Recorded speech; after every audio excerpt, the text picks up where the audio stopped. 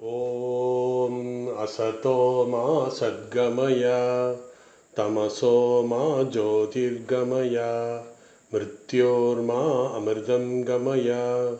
ॐ शान्ति शान्ति शान्तिः।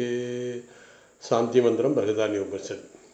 ॐ प्रपन्नपारिजाताय स्तोत्रवेत्रैकपाणये ज्ञानमुद्राय कृष्णाय गीतामृतदुहे नमः।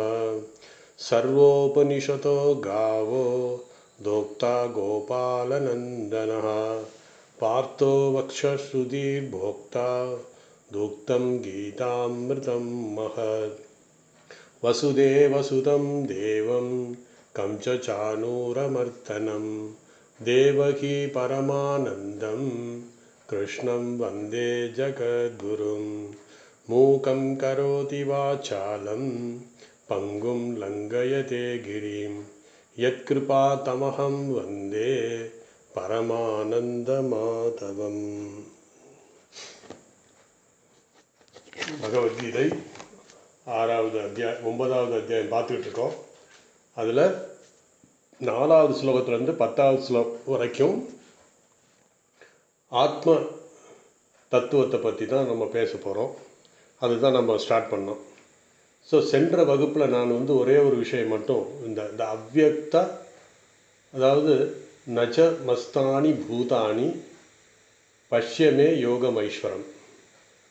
நம்ம இந்த உலகத்தில் எல்லா பொருள்கள் எல்லா ஜீவராசிகளும் பார்க்குறோம். அது பகவான் என்ன சொல்கிறாரு, என்னுடைய யோகம் ஐஸ்வரம் அப்படிங்கிற ஒரு இதை சொல்கிறாரு. அதாவது எப்படின்னா, இதுதான் ஈஷாவாஸ்யத்து உபனிஷத்துடைய முதல் லைன் சங்கராச்சாரியர் விளக்கம் சொல்லும்போது சொல்கிறாரு. அதை நான் சொல்கிறேன். நான் இப்போ நம்ம உதாரணம் பார்த்தோம். இந்த உலகத்தை நாம் எப்படி பார்க்கிறோம்? உதாரணம் வேதாந்தத்தை சொல்கிறது கயறு, பாம்பு. இந்த கயறு நாம் எதை பார்த்து கொண்டு இருக்கிறோம்னா, இந்த கயறு பார்க்கல, இந்த கயருக்கு பதிலாக பாம்பை பார்க்குறோங்க. அந்த உதாரணம்லாம் உங்களுக்கு ஏற்கனவே நான் சொல்லியிருக்கேன். ஸோ இந்த கயறு வெளித்தோற்றத்திற்கு வந்ததா வராததா? இந்த பகவான் என்ன சொல்லியிருக்காரு 4வது ஸ்லோகத்தில், அவ்யக்த மூர்த்தினான்னாரு. மயா ததமிதம் சர்வம் ஜெகத் அவ்யக்த மூர்த்தினா, நான் இந்த உலகம் முழுவதும் வியாபித்திருக்கிறேன். எப்படி? அவ்யக்த மூர்த்தினா. இந்த இடத்துல கயறு அவ்யக்தமாக இருக்குது. அவ்யக்தமாக இருக்குன்னா கயறு இருக்குது, ஆனால் நம்ம அதை தவறாக அந்த டிம் லைட்டில் தவறாக பாம்பாக பார்க்குறோம். ஸோ இந்த இடத்துல அந்த பார்ப்பது வெளித்தோற்றத்துக்கு வருதல் என்பது தான் வெக்தம். வெளித்தோற்றத்துக்கு வந்தது நம்ம எப்படி பார்த்துருக்கோம்? பாம்பாக பார்த்துருக்கோம். நாம் கயரை சரியாக பார்த்துருந்தால், தெளிவாக பார்த்துருந்தால் அங்கு பாம்பு பார்த்துருக்க முடியாது. ஏதாவது ஒன்று தானே இருக்கும். மேலும் நாம் பார்க்கும் பாம்பு எத்தனை அடி இருக்கும் என்றால், நம் கயறு, அதாவது அவ்யக்தமாக இருக்கின்ற நாம் பார்க்க தவறிய கயறு ஒரு 10 அடி இருந்துச்சுன்னா, நாம் பார்க்கின்ற அந்த பாம்பும் 10 அடி இருக்கும். ஸோ அந்த 10 அடியில் வியாபித்திருக்கும். இந்த கயிற்று எந்த அளவுக்கு வியாபிக்கப்பட்டிருக்கிறதோ அந்த அளவுக்கு நாம் கற்பனை செய்து கொண்ட அந்த பாம்பை பார்க்கும் அந்த கயிற்றில் பார்த்தோம். ஸோ கயிறு வெளித்தோற்றத்துக்கு வராமல் இந்த பாம்பு வியாபித்துள்ளது. அதாவது கயிறுக்கு பதிலாக இந்த பாம்பு அங்கே வியாபிச்சிருக்கு. காரணம் மாயா, நம்முடைய அஜ்ஞானம். இப்படி இந்த சத் ஸ்வரூபமான பரம்பொருள் இருந்து கொண்டு எல்லாவற்றையும் வியாபித்திருக்கிறேன் அப்படின்னு சொல்லி பகவான் சொல்கிறாரு. எப்படி? மயா ததமிதம் சர்வம், இந்த உலகம் அகில உலகமும் நான் தான் வியாபித்திருக்கிறேன். நான் வியாபித்திருக்கேன். இந்த உலகம் வேறு, நான் வேறு என்று புரிந்து கொள்ளக்கூடாது. அப்போ உலகம் உண்மையான கிடையாது, வெறும் தோற்றம்தான். எனவே இந்த பரம்பொருளின் வியாபகத்துவம் காரணமாக இந்த உலகம் தெரிகிறது. வியாபகத்துவம்னா இருக்கிறது ஈஸ்வரன் மட்டும்தான். ஆனால் நமக்கு இந்த மாயையின் காரணமாக, அஜ்ஞானத்தின் காரணமாக அது உலகமாக தெரிகிறது. அதைத்தான் பகவான் இந்த சொல்கிறார். ஸோ இந்த கருத்து தான் நாம் சங்கரர் ஈஷாவாஸ்யம் என்ற ஒரு உபனிஷத்தில், ஈஷாவாஸ்ய உபனிஷத்தில் முதல் வரியே இதான் சொல்கிறார். பரம்பொருளுடைய வியாபகத்திற்கு காரணமாக இந்த உலகம் இருக்கிறது. பரம்பொருளுடைய வியாபகத்துக்கு காரணமாக இருக்கிறது. ஸோ காரிய காரண சம்பந்தம் அது இங்கே குழப்பிக்க வேண்டாம். இது காரியம்தான். எது? உலகம். இப்போ உலகம் காரியம் என்றால் அது உண்மை அல்ல அப்படின்ற மாதிரி சொல்கிறார். அதே போல தான் சங்கரர் சொல்கிறாரு ஈஷாவாஸ்யம் புத்தகத்தில். அந்த இது என்ன சொல்கிறாரு? ஈசாவாஸ்யம் இதம் சர்வம் எத் கிஞ்சித் ஜெகத்யாம் ஜெகத் தேன தெக்தேன புஞ்சிதா மா கிருத கசேஜனா. அது வந்து ஸ்லோகம் 2 இது இருக்கும். ஸோ ஈஸ்வரனால் இந்த உலகம் வியாபிக்கப்பட்டிருக்கிறது, இதுதான் உண்மை. அதைத்தான் சங்கரர் சொல்கிறார். இதற்கு விளக்கம் சொல்கிறார். ஈஸ்வரன் என்ற ஒன்று, இந்த உலகம் என்ற ஒன்று, இந்த உலகத்திற்கும் பகவான் வியாபித்திருக்கின்ற எந்த பொருள், அதாவது இந்த உலகத்துக்கும் பகவான் வியாபித்திருக்கின்ற இந்த உலகம் வேறு பொருள் அல்ல. ஏன்னா நம்ம எப்போவுமே எப்படின்னா, நம்ம மாயினால் நம்ம அறியாமையில் நம்ம எப்படி புரிஞ்சுக்கோன்னா, உலகம் வேறு பகவான் வேறா அப்படிங்கிற மாதிரி போயிடும். கிடையாது. இப்போ நம்முடைய நிழல் எப்படி அது எப்படி ஆகும்? அது நிழல் நம்ம கூட இருக்கும். அதே மாதிரி தான் இந்த பகவானுடைய நிழலாக இந்த உலகம் இருக்குது. அதான் அது உண்மை இல்லை. அப்போ நிழல் எங்கே போனால் இதாகும்? வெளிச்சத்துக்கு வந்தால் உண்மையாக ஒன்று எங்கே போனதுன்னு தெரியாது.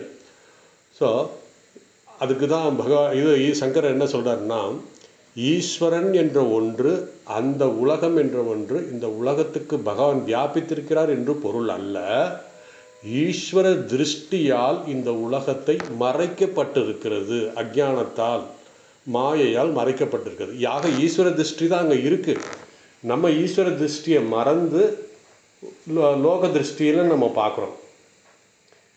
ஈஸ்வரன் என்ற புத்தியால், இந்த ஈஸ்வரன் என்ற புத்தியால் வாஸ்யம் என்பதற்கு மறைக்கப்பட்டிருக்கிறது. இந்த உலகத்தை உலகம் என்று பார்த்து கொண்டு இருக்கிறோம்.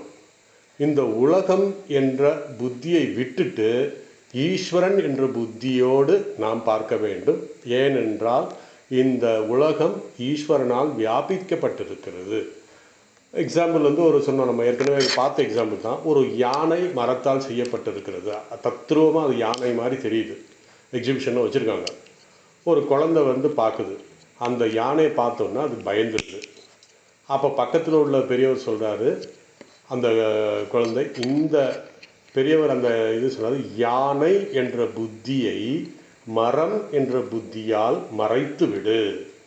யானை என்ற புத்தியை, அந்த குழந்தை யானையாக அது பார்த்துக்கிட்டு இருக்கு, அதை நீ திருத்து கொண்டு மரம் என்ற புத்தியை புத்தியுடன் பார் அப்படின்னு சொல்கிறார்.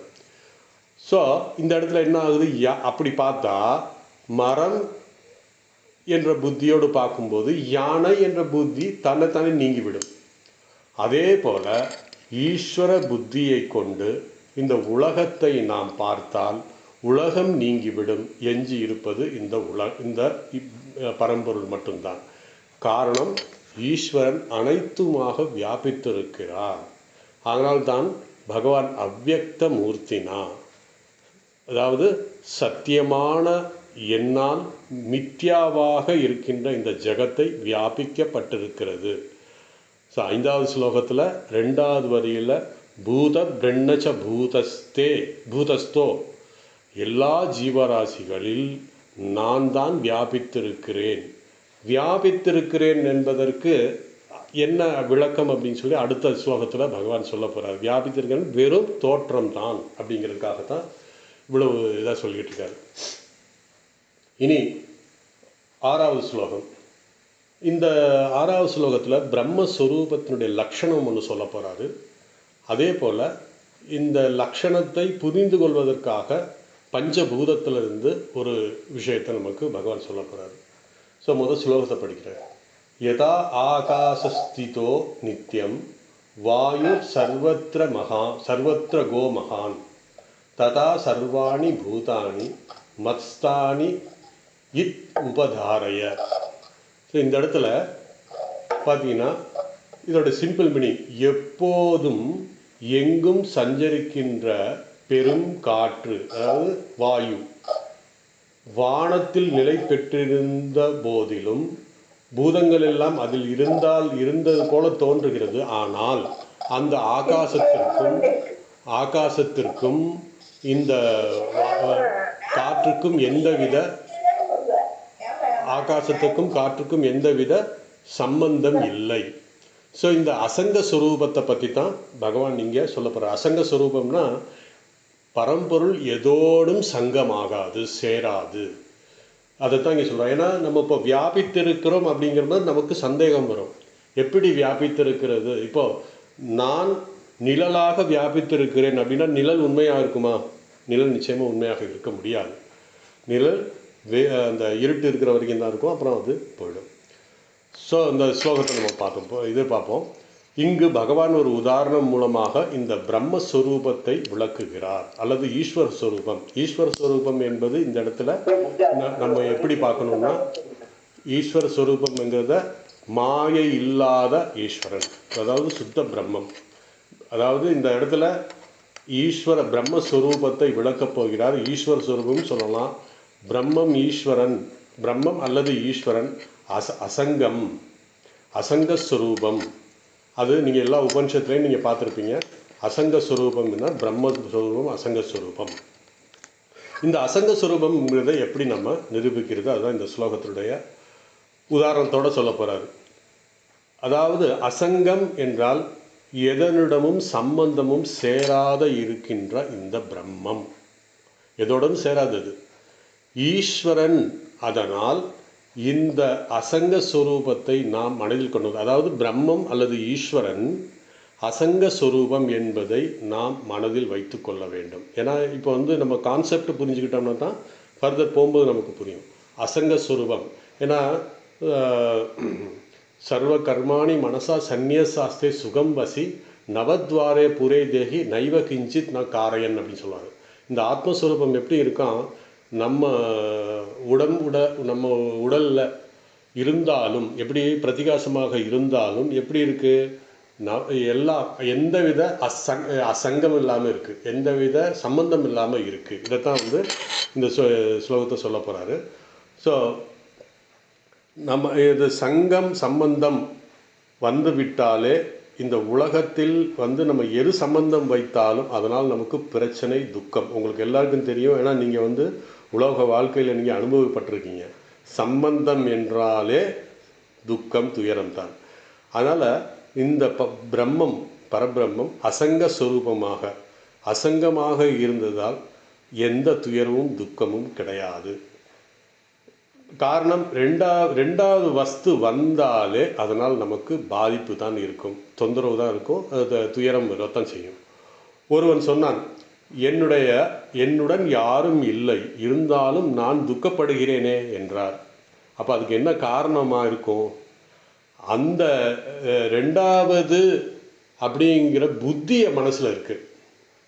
ரெண்டாவது புத்தியில் மனசு இருக்குன்னா பழைய விஷயங்கள்லாம் திங்க் பண்ணிகிட்ருக்கான். அதனால் அவனுக்கு அந்த ஞாபகம் வருது, அதனால் அவன் துக்கமாக இருக்கான்.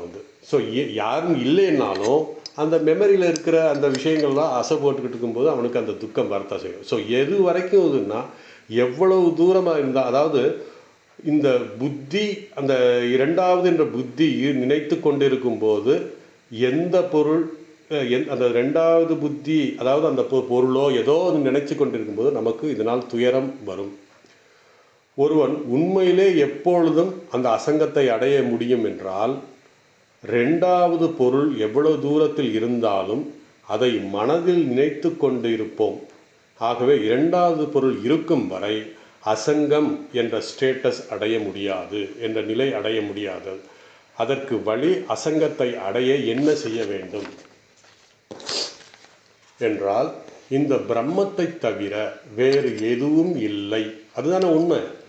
இல்லை என்ற அறிவு நம் மனதில் உறுதியாக சிரவண மனனம் செய்து, அதை தான் உபனிஷத்தில் நமக்கு திருப்பி திருப்பி ஆச்சாரியார்கள் எல்லாம் சொல்கிறது, சிரவண மனன நிதித்தியாசனம் மூலமாக இந்த உலகத்தில் பிரம்மனை தவிர வேறு எதுவுமே இல்லை, ரெண்டாவது வஸ்துவே கிடையாது அப்படின்ற மாதிரி அதை நாம் உறுதியாக மனதில் கொண்டு பிறகு அந்த அசங்கத்தை அடைய முடியும்.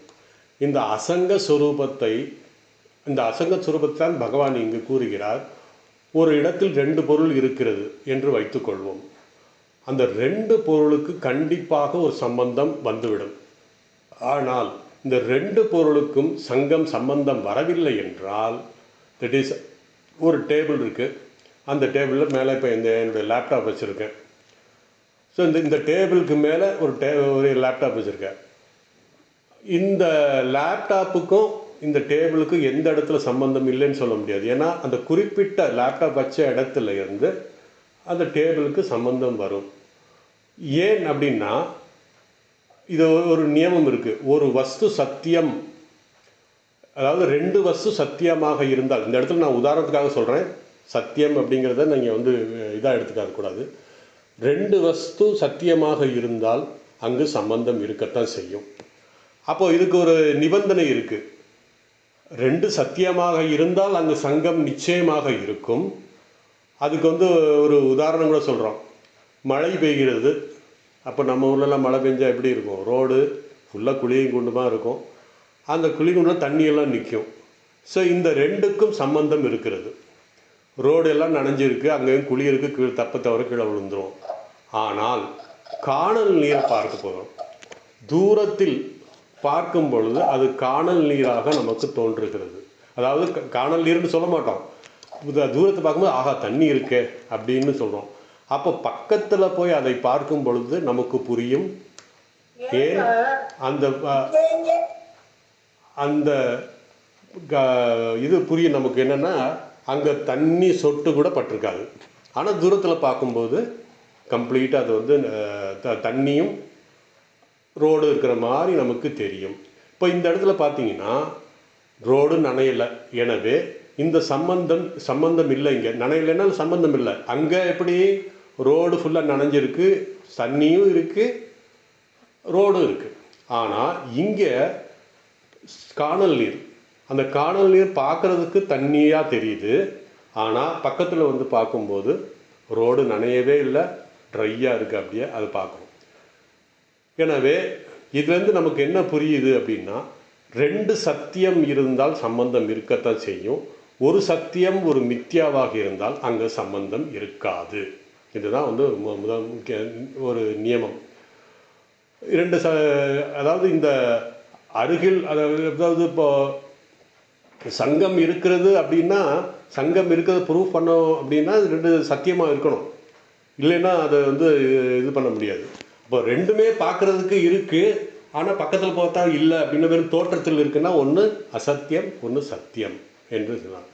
ஸோ இந்த நான் அசங்க ஸ்வரூப் பகவான் இங்கே இதை தான் சொல்ல வராது. பகவான் இந்த உலகமே காணல் நீரை போல என்னிடத்தில் இருந்தாலும் இருப்பது போல தோன்றுகிறது தவிர உண்மை அல்ல. எனக்கும் உலகக்கும் எந்த சம்பந்தமும் இல்லை. நான் அசங்க ஸ்வரூபன் அப்படின்னு சொல்லி பகவான் சொல்கிறார். எதோடும் சம்பந்தம் இல்லை என்றால் பகவானுக்கு இந்த உலகத்திற்கு இந்த உலகத்திற்கு உள்ள மாயைக்கும் எந்த சம்பந்தமும் இல்லை. அதாவது உலகத்துக்கு சம்பந்தம் இல்லைன்னா இங்கேருந்து எப்படி தோன்றியது? மாயையில் தான் தோன்றியது. எந்த சம்பந்தமும் இல்லை. மாயையிலிருந்து தான் இந்த அகில உலகமும் தோன்றியது. அதனால்தான் எனக்கு இந்த சம்பந்தம் இல்லை என்று பகவான் சொல்கிறார். இந்த சம்பந்தம் அறியாமல் ஏற்றி வைக்கப்பட்டிருக்கிறது. அதாவது இந்த உலகம் இருப்பது போல பகவானிடம் இந்த பரம்பொருளிடம் ஏற்றி வைக்கப்பட்டிருக்கிறது. எப்படி நம்ம கயிற்றின் மேல் அந்த பாம்பை ஏற்றி வைத்தோமோ அது போல. அதைத்தான் பகவான் இங்கே சொல்கிறாரு. எந்த சம்பந்தமும் இல்லை. மாயை தான் இந்த உலகத்துக்கு, இந்த அகில உலகமும் தோன்றியது. அதனால்தான் எனக்கு எந்த சம்பந்தம் இல்லை என்று சொல்லியது ஏற்றி வைக்கப்பட்டிருக்கிறது. பகவான் வேதாந்தத்தில் சொல்லும் உதாரணத்துக்கு இங்கே ஒரு விளக்கம் கொடுக்கிறார். எப்படின்னா இந்த பஞ்சபூதத்தை பற்றி தான் சொல்ல போகிறாரு. எப்படின்னா ஆகாசம், வாயு. இந்த ஆகாசம் வாயு எடுத்து உதாரணமாக நம்ம புரிகிறதுக்காக சொல்கிறது. ஸ்பேஸ் அண்டு ஏர். ஆகாசம் இருக்கிறது, அந்த ஆகாசத்தில் எங்கும் வியாபித்திருக்கிறது இந்த வாயு. வெட்ட வெளிச்சம், அதாவது வெட்ட வெளியில் நம்ம போய் அதில் வாயு இருக்கிறது என்றால் எல்லா இடத்துலையும் அது சஞ்சரிக்கும். வாயு இல்லாத இடமே இருக்காது. ஃபார் எக்ஸாம்பிள், நமக்கு ஒரு இடத்துல வாயு துர்நாற்றம் அடிக்கிறது, அசுத்தமாக இருக்கிறது. ஏன்னா அசுத்தமான காற்றும் இருக்கிறது, சுத்தமான காற்றும் இருக்கிறது. நம்ம அந்த பக்கத்தில் அந்த திங்ஸ் என்ன இருக்கோ அதுக்கேற்ற மாதிரி நமக்கு வருகிறது. ஸோ இந்த அசுத்தமான காற்று நம்ம சுவாசித்த உடனே என்ன சொல்லுவோம் அந்த இடத்துல? Space pollution. அதாவது ஆகாசம் பொல்யூஷன் ஆகிருக்கு, ஸ்பேஸ் பொல்யூஷன் அப்படின்னு சொல்கிறோம். இந்த ஆகாசம் அசுத்தம் அடையாது. ஏன்னா அது நம்ம தவறாக புரிஞ்சுக்கிறோம். அது அடையவருக்கு வாய்ப்பு இல்லை. அதனால்தான் உண்மையிலே ஆகாசம் அசுத்தம் ஆகாது. வாயு தான் அசுத்தமாக இருக்கிறது. சுத்தமான வாயு இருக்கிறது, அசுத்தமான வாயு இருக்கிறது. இந்த 2 வாயுக்களும் இந்த ஆகாசத்தில் சஞ்சரித்தாலும் வாயுவுடன் இந்த ஆகாசத்துக்கு எந்த தொடர்பும் இல்லை. அதைத்தான் நம்ம புரிஞ்சுக்கணும். இந்த அதைத்தான் இங்கே பகவான் சொல்கிறார், நான் ஆகாசத்தை போன்றவன், ஆகாசத்தை போன்றவன். அதனால தான் சிதம்பர ரகசியத்தில் நீங்கள் பார்த்தீங்கன்னா வெட்ட வெளி வெறும் ஒரு இதில் நமக்கு ஆரத்தி எடுத்து காமிப்பாங்க. அதுதான் சிதம்பர ரகசியம் அப்படின்னு சொல்லுவாங்க. வெட்ட வெளி பகவான் எங்கும் வியாபித்திருக்கிறார் என்று சொல்கிறதுக்கு அதுக்கு தான் உதாரணம். ஏன்னா நமக்கு அது புரியாது என்பதற்காகத்தான் அப்படி அது சிதம்பர ரகசியம் அப்படின்னு சொல்லலாம். இப்படித்தான் வியாபித்திருக்கிறது. இந்த உலகம் முழுவதும் பகவான் வியாபித்திருக்கிறது, நமக்கு அது தெரியறதில்ல. ஸோ அதுபோல தான் இந்த வாயு ஆகாசத்தில் வியாபித்திருக்கிறது. எப்படி இந்த ஆகாசம், அதாவது ஆகாசத்தில் வாயு வியாபித்திருக்கிறதோ அதுபோல என்னிடத்தில் இந்த அகில பிரபஞ்சமும் என்னிடத்தில் இருந்தாலும் நான் அவைகளுக்கு சங்கம், அதாவது சம்பந்தம் எதுவும் இல்லை. அவைகள் என்னிடத்தில் எந்த சம்பந்தம் இல்லை. காரணம் என்ன? ஏன் இப்படி சொல்கிறாருன்னா, அது வெறும் தோற்றம்தான். தோற்றம்ங்கிறத நம்ம மித்தியாவாக எடுத்துக்கணும். நம்ம ஏற்கனவே இந்த இது பார்த்துருக்கோம். நம்ம அதாவது சென்ற ஸ்லோகம் 2 ஸ்லோகத்தில் நம்ம பார்த்தோம். பகவான் சொன்ன அந்த ஜெகத்துக்கும் எனக்கும் என்ன, பரம்பொருளுக்கும் என்ன சம்பந்தம் என்பதை 3 ஸ்டெப்பாக நம்ம விளக்குனார். களிமண் பானை என்ற உதாரணத்தில் நாம் பார்த்தோம். அதாவது அதை கொஞ்சம் இங்கே ஞாபகப்படுத்திக்கணும். களிமண் சொல்கிறது அனைத்து பானைகளிலும் என்னிடத்தில் இருக்கிறது. பாயிண்ட் இது. அனைத்து பானைகளும் என்னிடத்தில் இருக்கிறதுன்னா என்ன? அந்த இடத்துல களிமண்ணை தான் சொல்கிறாரு. எந்த பானையுடைய நாமரூபத்தை பற்றி சொல்லலை. ரெண்டாவது பாயிண்ட், இதில் களிமண் சொல்கிறது நான் பானையிடத்தில் இல்லை. பானையிடத்தில் என்னென்ன நாமரூபங்கிறத தான் நம்ம எடுத்துக்கணும். அந்த இடத்துல பானைன்னா களிமண்ணோடு சேர்ந்த பானை நம்ம எடுத்துக்கூடாது. நாமரூபத்தில் இல்லை. நாமரூபம் வெறும் தோற்றம்தான். அதுக்கப்புறம் என்ன சொல்கிறாரு? அதாவது இந்த பானை எப்படின்னா, நம்ம ஏற்கனவே ஒரு உதாரணத்தோடு பார்த்தோம். பானை மண்ணை சார்ந்து இருக்கிறது, மண் பானையை சார்ந்து இல்லை. அதைத்தான் இங்கே சொல்கிறாரு. ஸோ எது சுதந்திரமாக இருக்கிறதோ அது சத்தியம், எது பரதந்திரமாக இருக்கிறதோ அது மித்யா. அதுக்கப்புறம் 3ஆவது சொல்கிறார், உண்மையிலே நான் தான் இருக்கிறேன், எனக்கு அப்பாற்பட்டது எதுவும் இல்லை. பானை என்பது மண், அதாவது மண் ப்ளஸ் நாம ரூபம். மண் இஸ் ஈக்குவல் டு நாம ரூபம். வேணா அதாவது ஏன் பகவான் சொன்னார்னா, உண்மையிலே நான் தான் இருக்கிறேன் அப்படின்னு ஏன் இதை சொல்கிறாரு அப்படின்னா, இந்த நாம ரூபத்தில் தோன்றியது சிறிது நேரம் இருக்கும், சிறிது காலம் இருக்கும், அனுபவத்திற்கு இருக்கும், அப்புறம் போய்விடும். அதாவது காரணத்தோடு சேர்ந்து விடும். காரியமாக இருந்த அந்த நாம ரூபத்தில் இருந்தது காரியத்தோடு இருந்தது காரணத்தோட சேர்ந்து விடும். அதனால தான் சொல்கிறாங்க. இப்படி மண்ணை அந்த பானையிலேருந்து மண்ணை எடுத்துட்டோம்னா என்ன இருக்க போகுது? நாமரூபம் எங்கே இருக்க போகுது? அதனால் நாமரூபத்துக்கு இங்கே வேல்யூ இல்லை. நாமரூபம் சத்தியம் அல்ல, அது அசத்தியம். அதனால் என்னிடத்தில் பானை என்ற நாமரூபம் தற்காலிகமாக இருந்ததே தவிர அது சத்திய வஸ்து அல்ல. அதனால் சம்பந்தம் முடியாது அந்த இடத்துல. அதனால தான் பானை என்னிடத்தில் இல்லை என்றால், முதலில் பானையில் உள்ள மண்ணை எடுத்துக்கொண்டு அதை சுதந்திரம் என்றும் அது பரதந்திரம் என்றும் நம்ம பார்த்தோம். ரெண்டாவதாக பானை சார்ந்து இல்லை. மூணாவது, பானை என்ற ஒன்றே உண்மையிலே இல்லை, வெறும் நாமரூபந்தான் இருக்கிறது.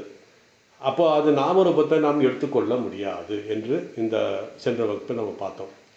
இந்த 6வது ஸ்லோகத்தில் இந்த ஈஸ்வர ஸ்வரூபத்தை ஆகாசத்தை போல என்றும் வாயு அதில் சஞ்சரிக்கிறது என்று, அப்படி சஞ்சரித்தாலும் அந்த ஆகாசத்திற்கு எந்த பாதிப்பும் இருக்காது அப்படின்னு சொல்கிறார். இந்த ஆகாசத்தில் முழுமையாக வாயு வியாபித்திருந்தாலும் இந்த ஆகாசத்துக்கும் வாயுக்கும் எந்த சம்பந்தமும் இல்லை. அதான் அசங்க ஸ்வரூபம். ஈஸ்வரனை எடுத்துக்கொள்வோம். ஈஸ்வரன் எடுத்துக்கொண்டாலும் அகில பிரபஞ்சமும் பிரபஞ்சத்தை வாயுவாக உதாரணம் சொல்கிறார். ஏன்னா ஈஸ்வரன் இந்த இடத்துல எப்படி நம்ம வைக்கிறோம், அகில பிரபஞ்சம் இந்த இடத்துல வந்து ஆகாசமாக எடுத்துக்கிட்டோம் உதாரணம்.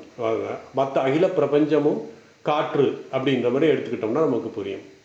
ஸோ ஜெகத் உலகம், தட் இஸ் பகவான் படைப்பில் படைக்கப்பட்ட அனைத்தும் இந்த காற்று போல என்னிடத்தில் வியாபித்திருக்கிறது. எப்படி ஆகாசத்தில் இந்த அகில பிரபஞ்சமும் வியாபித்து இருக்கிறதோ இதை நம்மால் உணர இதை நம்மால் உணர முடியுமா அப்படின்னா உணரலாம்.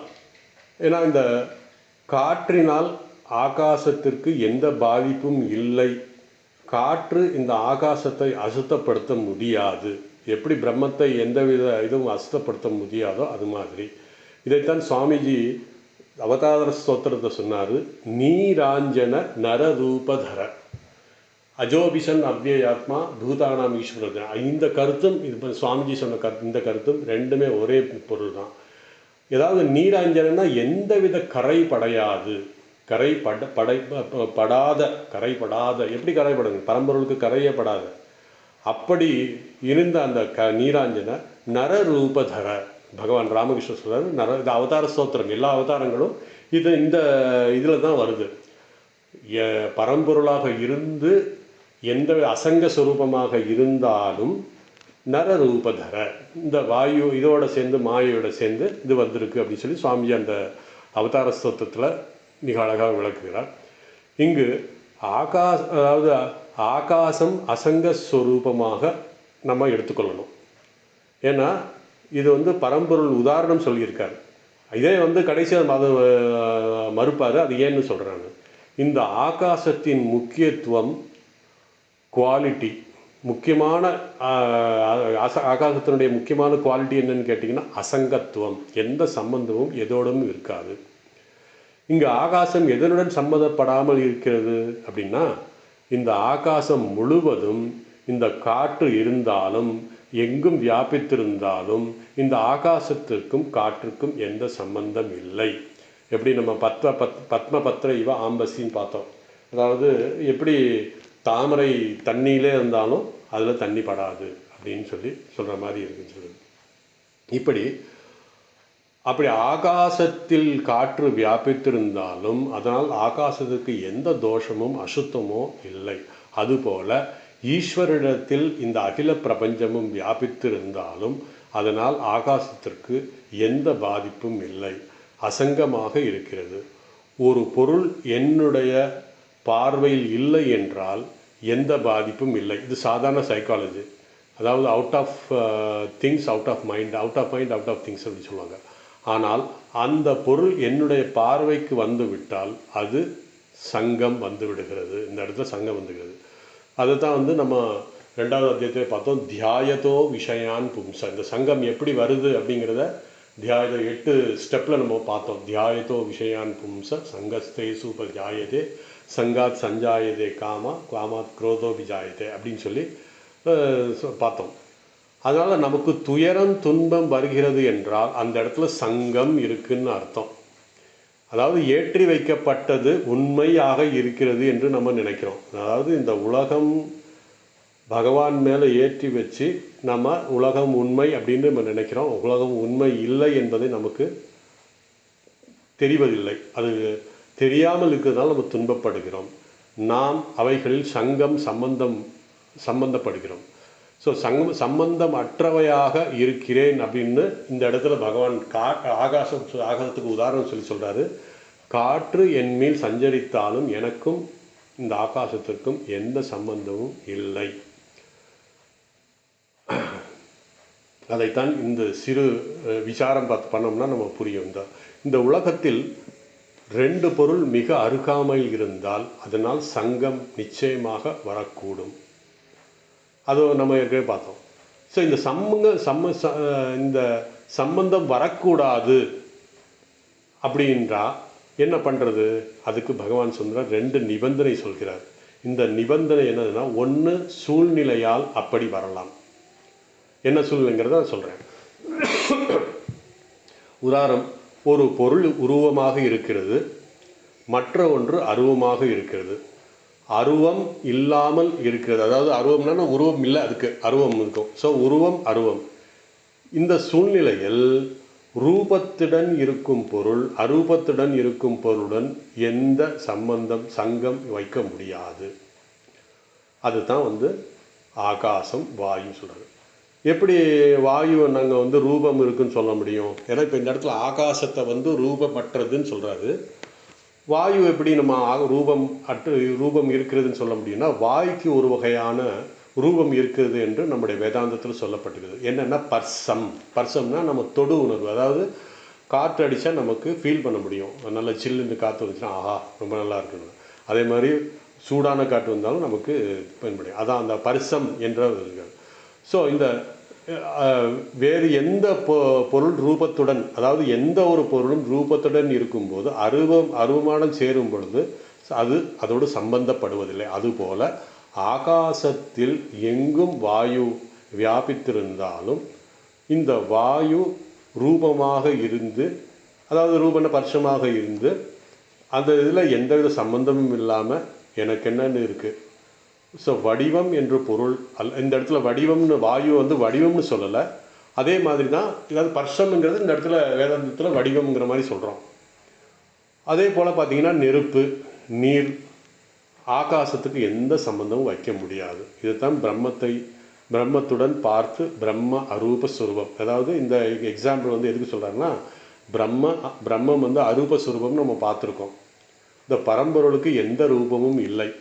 அப்படி அரூபமாக இருக்கும் பிரம்மம் ஜெகத் என்ற ரூபத்துடன் ஜெகத் இந்த ரூபமானது வியாபித்திருந்தால் அந்த பிரம்மத்துக்கும் ஜெகத்துக்கும் பிரபஞ்சத்துக்கும் எந்த சம்பந்தமும் இருக்காது. இனி ரெண்டாவது நியமம் என்னன்னு பார்ப்போம். இது முக்கியமான நியமம். ரெண்டு தத்துவம் ஒரே இடத்தில் இருக்கிறது. அதில் ஒரு தத்துவம் அதுக்கு ரெண்டு தத்துவம் ஒரு இடத்துல இருந்தாலும் அதுக்கு எந்த சம்பந்தமும் இல்லை அப்படின்னு சொல்கிறதுக்கு எந்த சொல்கிறாரு. ரெண்டாவது நியமம், இதைத்தான் ரெண்டாவது நியமம் சொல்கிறாரு. இந்த ரெண்டாவது வஸ்துகளில் ஒரு வஸ்து சத்தியமாகவும் ஒரு வஸ்து கீழான சத்தியம் மித்யா. கீழான சத்தியம் ஏன் சொல்கிறேன்னா, நம்ம அனுபவத்துக்கு இருக்குது, ஆனால் அதுக்கப்புறம் போயிடுது அது. அதனால தான் அது கீழான சத்தியம்னு சொல்லி அதுதான் மித்யான்னு சொல்லி வேதாந்தத்தை சொல்கிறோம். ஸோ முதல் சொன்ன உதாரணம் அரூபம் ரூபம் எந்த சம்பந்தமும் வைக்க முடியாது. அதே போல் சத்தியம் மித்யா, அதுவும் எந்த சம்பந்தமும் வைக்க முடியாது. இந்த ஒரே இடத்தில் இருந்தாலும் அது சம்பந்தப்படாது.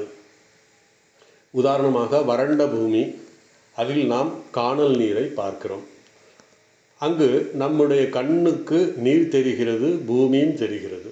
அந்த கண்ணுக்கு தெரியும் இந்த காணல் நீர் பூமியை தொடாமல் நனைக்காமல் இருக்கிறது, சம்பந்தம் இல்லாமல் இருக்குதுன்னு சொல்கிறோம்.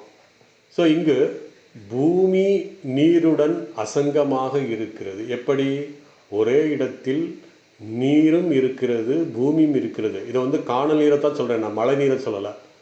பூமி இருக்கிறது, நீர் இருக்கிறது, அசங்கமாக இருக்கிறது என்றால் இந்த இடத்துல பூமி சத்தியம், நீர் மித்யா, அதாவது வெறும் தோற்றத்திற்கு இருக்கிறது என்று பொருள். நமக்கு இந்த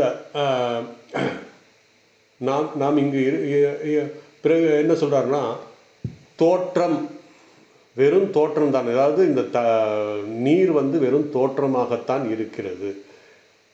இந்த ரெண்டும் ஒரே இடத்தில் இருந்த போதிலும் அதற்கு சம்பந்தம் ஏற்படாது. கடைசியில் எந்த ஞானம் நமக்கு வர வேண்டும் என்றால், நாம் எந்த அளவு உலகத்துடன் இருக்கிறோமோ அதுவரை இந்த ஞானம் நமக்கு வராது. மேலும் நான் ஒரு பொருளுடன் சங்கத்தை நீக்க வேண்டுமென்றால் அதை அழிப்பதாலோ அல்லது எரிப்பதாலோ அது இதாகாது. அந்த பொருள் பார்க்காமல் இருந்தாலோ அதுவும் ஆகாது. ஸோ அந்த பொருளுடன் இருப்பதால் நமக்கு பற்று நீங்காது. இதற்கு ஒரே ஒரு நிபந்தனை என்னென்னா, அந்த பொருள் பொய்யானதாக வெறும் தோற்றத்துக்கு நிலையற்றதாக இருக்க வேண்டும். இந்த ஒரு ஞானத்தை, அதாவது நான் ஒரு பொருளுக்கு வச்சிருக்கிறேன் ஆனால் அது எந்த சம்பந்தமும் இல்லைன்னு சொல்ல முடியாது. அப்படி சொல்லணும்னா அது மித்யாவாக இருக்க வேண்டும். சிறிது காலம் இருந்து அதுக்கப்புறம் அது போயிடும் அப்படின்ற மாதிரி இருக்கணும். ஸோ இந்த ஞானத்தை மட்டும்தான் இந்த ஞானம் மட்டும் இருந்தால் தான் அசங்க சொரூபத்தை அடைய முடியும், அதாவது அசங்கத்தை அடைய முடியும் என்கிறார். எப்பொழுது ரெண்டு பொருள் இருக்கிறதோ அங்கு பற்று இன்மை வராது. ரெண்டு பொருள் இருந்தால் நிச்சயமாக அங்கே பற்று இருக்கும். அதனால தான் காமாத் குரோத லோப மத மாச்சரி அப்படின்னு சொல்லி ஒவ்வொன்றா சொல்லிட்டு இருந்தான். அதனால் பிரம்மத்துடன் ஜெகத் என்ற அசங்கமாக இருக்கிறது. பிரம்மத்துடன் ஜெகத் அசங்கமாக இருக்கிறது. காரணம், பிரம்ம சத்தியமாக இருக்கிறது, ஜெகத் மித்யா வெறும் தோற்றமாக இருக்கிறது. இந்த கருத்தைத்தான் பகவான் இந்த ஸ்லோகத்தில் நமக்கு சொல்கிறார். நான் அவ்யக்த மூர்த்தியாக இருந்து கொண்டு அனைத்தையும் வியாபித்திருந்தாலும், இந்த உலகத்தையே நான் படைத்தாலும் எனக்கும் ஜெகத்துக்கும் எந்த சம்பந்தமும் இல்லை. ஏன்? அசங்கத்தை பற்றி தான் இப்படி பகவான் சொல்கிறார். எந்த சம்பந்தமும் இல்லை. இந்த சம்சாரத்தில் எல்லா துயரத்திற்கு காரணம் சம்பந்தம், பந்தம். ஒரு பொருளுடன் நான் சம்பந்தம் வைத்தால் அதிலிருந்து நமக்கு எல்லாம் துயரமாக தங்கும். அதனால தான் 6வது ஸ்லோகத்தில் பாக்கிய பச்சா ஸ்வசக்தாத்மா விந்ததி ஆத்மனி எத் சுகம். பொருள் பக்கத்தில் இருந்தாலும் அசக்தனாக இருந்தால் நமக்கு எந்த பாதிப்பும் இருக்காது அப்படின்னு சொல்லலாம். ஸோ ஒரு பொருளுடன் சம்பந்தம் வைத்தால் அதிலிருந்து நமக்கு எல்லா துயரமும் துக்கமும் வந்து சேரும். அதே நேரத்தில் அதிலிருந்து நமக்கு இன்பமும் வரும். துன்பம் மட்டும் வராது, இன்பமும் கூட வரும். ஒன்றும் இல்லை, ஒருவர் எனக்கு ரொம்ப காஸ்ட்லியான செல்ஃபோன் ஒன்று வாங்கி கொடுத்தாருன்னு வச்சுங்க. அந்த ஃபோன் லேட்டஸ்ட்டு, வெரி காஸ்ட்லி, ரொம்ப லேட்டஸ்ட் ஃபீச்சர்ஸ் எல்லாம் இருக்குது. உடனே நமக்கு அதில் ஒரு பற்று வந்துடும், ஒரு மகிழ்ச்சி எனக்கு வந்துடுது. காரணம், அந்த பொருளுடன் சம்பந்தம் பற்று வைத்தவுடன் வருகிறது.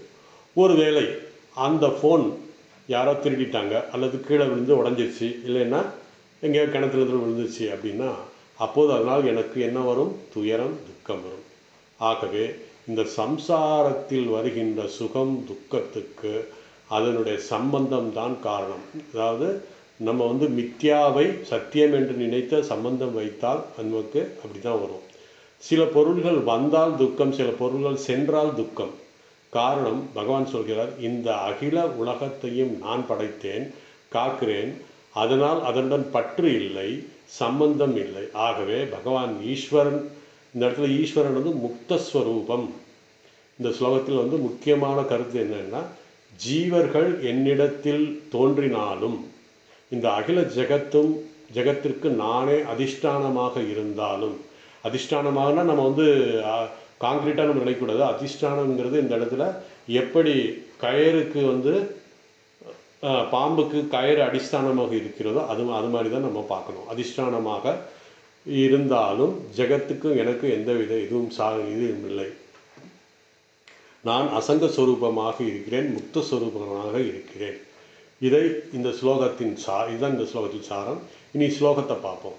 முதல் வரியில் பகவான் சொல்கிறார், உதாரணத்தை சொல்கிறார். அதான் ஆகாசம், வாயு. இந்த பஞ்சபூதத்தை வைத்து கொண்டே நமக்கு விளக்குகிறார். ஏன்னா இந்த பரம்பொருளிலிருந்து தோன்றியது, ஹிரண்யகப்பிலிருந்து தோன்றியது முதல் இந்த பஞ்சபூதம். பஞ்சபூதம் அப்படின்னா ஒன்று ஒன்றா ஆகாசம், வாயு, அக்னி, ஆபக, பிருத்திவி அப்படின்னு சொல்லி ஒன்று ஒன்றா கீழே இறங்கி வருது.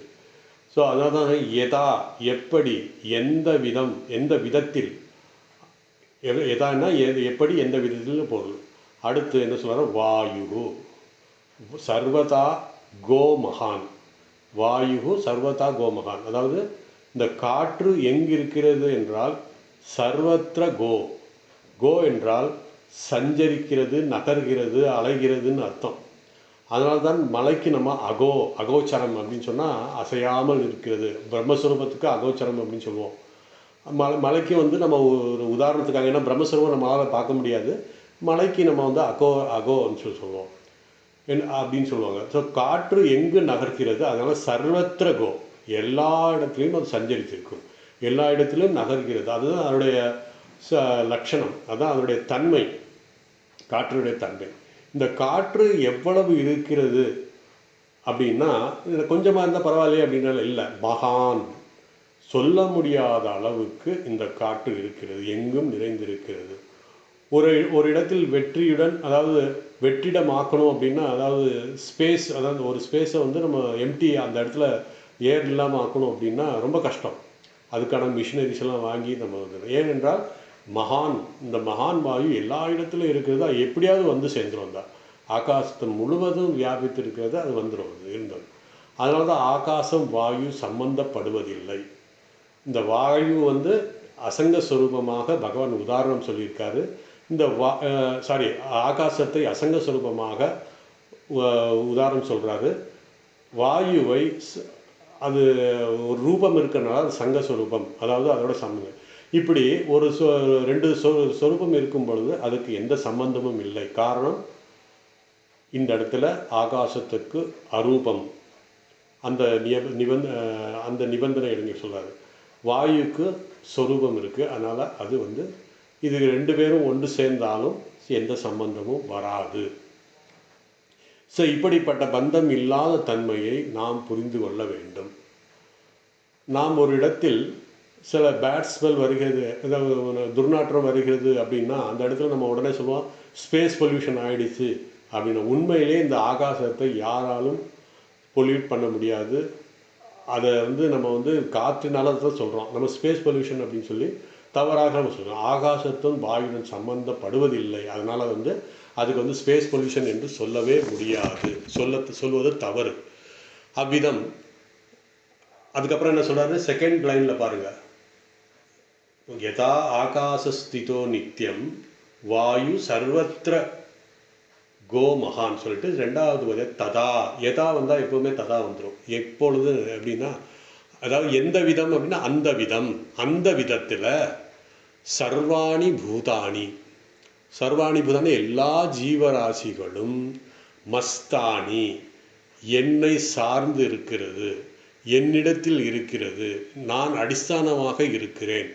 எப்படி காற்று எல்லா இடத்திலும் வியாபித்து இருக்கிறதோ அதுபோல அகல பிரபஞ்சமும் ஜீவராசிகளும் என்னிடத்தில் வியாபித்திருக்கிறது. இதி உபதாரயன், இதை நீ நன்கு புரிந்து கொள்ள வேண்டும். எல்லா ஜீவராசிகளும் அகில பிரபஞ்சமும் இருந்தாலும் எனக்கும் அதுக்கும் எந்தவித சம்பந்தமும் இல்லை. எல்லா ஜீவராசிகளும் காற்று ஆகாசத்தில் இருப்பது போல, எப்படின்னா எல்லா ஜீவராசிகளும் காற்று மாதிரி சொல்லிட்டு ஆகாசம் எப்படி சம்பந்தப்படுவதில்லையோ அதுபோல என்னிடத்தில் இருக்கிறது. இந்த உதாரணம் நமக்கு புரிந்து கொள்வதற்காக மட்டும்தான். ஏன்னா இதை வந்து நம்ம எடுத்துக்கூடாது, உபனிஷத்துலேயே இது சொல்லப்பட்டிருக்கு. எப்படின்னா ஆகாசம் எங்கேருந்து வந்ததுன்னா அந்த பரபிரம்மத்திலிருந்து தான் வந்தது. அதனால் இந்த ஆகாசம் எதுக்கு அப்படின்னா ஃபஸ்ட்டு குவாலிட்டி, ஃபஸ்ட்டு வந்த இடத்துல இதனால் இந்த இடத்துல வந்து நமக்கு ஆகாசம் பகவானிடந்து வந்த இது, அதாவது ஹிரண்யகர்ப்பிலிருந்து வந்தது இந்த பஞ்சபூதத்தில் முதல் ஆகாசம். இந்த ஆகாசத்துக்கு அந்த குவாலிட்டி இருக்குது, அசங்க ஸ்வரூபமான குவாலிட்டி இருக்குது. அதுக்காக தான் இதை வந்து உதாரணமாக சொல்லியிருக்காரு. இதை புரிந்து கொள்வதற்காகத்தான் இந்த ஆகாசத்தை உதாரணமாக ஒப்பிடுகிறார். இந்த இடத்துல ஆகாசத்தை பிரம்மஸ்வரூபமாக சொல்லியிருந்தாலும் அதை நாம் உதாரணத்துக்காக சொல்லியிருக்காருங்கிறத நம்ம புரிஞ்சுக்கணும். ஏன்னா ஆகாசம் பிரம்மத்திலிருந்து வந்தது. ஒரு உதாரணம் சொல்லுவாங்களே, ஊரே தூங்குதுன்னா ஊராக தூங்கும், ஊரில் இல்லை மக்கள் தூங்கிறார்கள். என்னுடைய வாய்ஸ் வந்து குயில் மாதிரி இருக்குன்னா நான் குயிலாக இருக்க போகுது, குயிலை போல. அதுபோல் இது ஒரு உதாரணம் சொல்வதற்காக அசங்கத்துவம் என்ற விஷயத்தை உபனிஷத்து, எல்லா உபனிஷத்தும் அதை தான் சொல்லுது. அசங்கத்துவம் ஏன் திருப்பி திருப்பி சொல்கிறாருன்னா, அசங்கத்துவம் என்பது தான் மோக்ஷஸ்வரூபம். அதாவது அசங்கத்துவம் என்பது மோக்ஷம் என்கிறார் சங்கரர். அசங்கமாக இருப்பது அவ்வளோ ஒரு ஆனந்தம் அப்படின்றது. சங்கம் அதுதான் சம்சாரம், துயரம், துக்கம். எப்போ சங்கம் வந்ததோ அங்கே வந்து துயரம் தான் இருக்குது. எத்தனையோ சங்கங்கள் ஆரம்பிக்கிறாங்க, எத்தனையோ சங்கங்களை க்ளோஸ் பண்ணிட்டு போகிறாங்க. ஸோ இந்த ஆத்ம ஞானத்திற்கு, அதனால தான் நம்ம ஆத்ம ஞானத்துக்கு என்ன சொல்லுவாங்கன்னா அசங்க யோகம். அசங்க யோகம் அப்படின்னா எந்த விதத்திலும் சம்பந்தப்படாதது. சம்சாரத்தில் துயரம் துக்கம் எல்லாமே இருக்கும், ஆனால் இந்த ஆத்மஸ்வரூபம் அசங்கத்துவம் அப்படிங்கிறத அசங்க யோகம் அப்படிங்கிறது என்பார்கள். காரணம், சங்காத் சஞ்சாயதே காமா. எப்பொழுது நமக்கு சங்கம் வந்ததோ அங்கேருந்து தொடங்குறோம் பிரச்சனையை. சங்காத் சஞ்சாயதே காமா, காமாத் குரோதோபி ஜாயதே, குரோதாத் பவதி சம்மோகா, சம்மோகாத் ஸ்மிருதி பிரமஹா, ஸ்மிருதி பிரம்சாத் புத்தி நாசோ, புத்தி நாசாத் பிரணஷதி. கடைசி முடிச்சிருவான். அது மாதிரி இந்த சங்கம் இருந்தால் எப்படி ஸ்டெப் பை ஸ்டெப்பாக நமக்கு அழிவு வரும் அப்படிங்கிறத இந்த சொல்கிறது. இந்த ஸ்லோகத்தில் முக்கியமாக அசங்க ஸ்வரூபம் அப்படிங்கிறத வலியுறுத்துவதற்காகத்தான், அதுக்காகத்தான் இந்த அசங்க ஸ்வரூபமாக்கு எந்த உதாரணம் நம்ம காமிக்கிறது அப்படிங்கிறதுக்காக ஆகாசத்தை வந்து உதாரணமாக காமிச்சு, வாயு அதுக்கு உதாரணமாக காமிச்சு நமக்கு இது அசங்க ஸ்வரூபம் அப்படிங்கிறத சொல்லிட்டாரு. ஸோ சம்சாரம் வந்துவிட்டால் துயரம் துன்பம், அசங்கம் வந்துவிட்டால் ஆனந்தம், அதுதான் மோட்சம் அப்படிங்கிறத 6வது ஸ்லோகத்தை சொல்லிட்டு 7வது ஸ்லோகம் சர்வபூதானி கௌந்தேயா பிரகிருதிம் யாந்தி மாமிகாம் கல்பக்ஷயே புனஸ்தானி கல்பாதௌ விசிஜாமியகம் அப்படின்னு சொல்லி 7வது ஸ்லோகத்தில் என்ன சொல்ல போகிறாரா, இதில் இதை ஆத்மஸ்வரூபத்தினுடைய மீண்டும் ஒரு உதாரணத்தை சொல்ல போகிறார். பிரம்மத்துக்கு இரவு வரும் பொழுது பிரளயம் என்று நம்ம ஏற்கனவே அதெல்லாம் 7வது அத்தியாயத்தில் நம்ம பார்த்தோம். இப்படி இந்த பிரம்மம் வெறும் எந்த அசங்க ஸ்வரூபமாக இருக்கிறது, இந்த அழிவு பிரளயம் எல்லாமே வந்து இந்த வெறும் தோற்றம் தான் அப்படிங்கிறதையும் விளக்கப் போகிறார். திருப்பி இந்த 7வது அத்தியாயத்திலையும் 7வது ஸ்லோகத்திலையும் ஆத்மஸ்வரூபத்தை பற்றி தான், ஆத்ம தத்துவத்தை பற்றி சொல்ல போகிறாரு. அப்புறம் இன்னொரு விஷயம் என்னென்னா, இப்போ அடுத்த சனிக்கிழமை என்னால் இங்கே இருக்க முடியாது. ஏன்னா நான் வந்து தஞ்சாவூர் போகிறேன். தஞ்சாவூர் அங்கேருந்து சேலம் போக வேண்டியிருக்கு. கரெக்டாக அது அடுத்த சனிக்கிழமை 30ஆம் தேதி வருது. 30ஆம் தேதி நான் சேலத்தில் இருக்கேன். ஏன்னா நான் வந்து முன்னாடி சேலத்தில் இருந்தனால சுவாமி கண்டிப்பாக நீங்கள் வந்தாகணும் அப்படின்னு சொல்லியிருக்காரு. அதனால் நெக்ஸ்ட்டு சாட்டர்டே கிளாஸ் இருக்காது அப்படின்னு சொல்லி. ஓம் வசுதேவசுதம் தேவம் கம்சசானூரமர்த்தனம் தேவகி பரமானந்தம் கிருஷ்ணம் வந்தே ஜகத்குரும்.